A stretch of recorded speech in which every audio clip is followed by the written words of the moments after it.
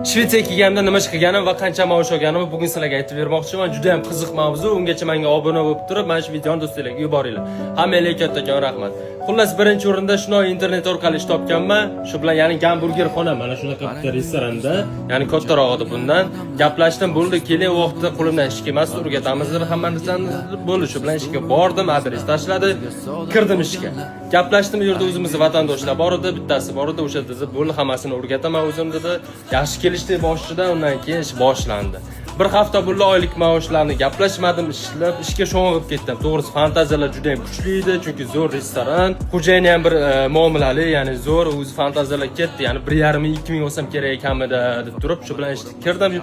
10 kun bo'ldi oylikni gaplashmadim. 15 kun bo'ldi oylikni gaplashadim. 15-kuni oxiri dedim, mana o'zbek vatandoshimizga. Chunki xo'jayin bilan prямой gaplasha olmasdim, chunki tilni bilmasdim. Plaskin vatandoshimizga aytdim, qancha maosh berar ekan, qani gaplashib ber dedim. Bo'ldi dedi, gaplashamiz dedi. Yana shu bilan bir 2-3 kun o'tdi, hali ham gaplashmadi. Oxiri keyin xo'jayin keldi, oxiri men aytganimdan keyin bo'ldi, keyin gaplashdi. Bitta xonaga olib kirdida, xullas sir oylik sanga dedi, $8 dedi bir oyga dedi.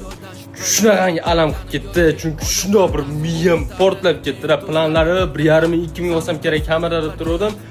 Bo'ldi, shu bilan shunaqangi nastroy tushdi, chunki u $8 masalan Rossiyaga ketib bo'lsa ham Rossiyadan topsa bo'ladi-da pulni. Demoqchi bo'lgani vatandoshlar, mana shunaqa Yevropaga kelmoqchi bo'lganlar o'zingizlar mahkam bo'lishinglar, birorta ishga kirdinglar, birinchi o'rinda oylikni gaplashinglar, qaramanglar uni muomalasi, restorani kattaligi yo boshqa narsalardan foydalanishga harakat qilinglar. Shu joyda sizlarga savol, birinchi bo'lib turib qilgan ishinglar nima va o'shanga qancha maosh olgansizlar? O'sha narsani kommentda yozib ketinglar.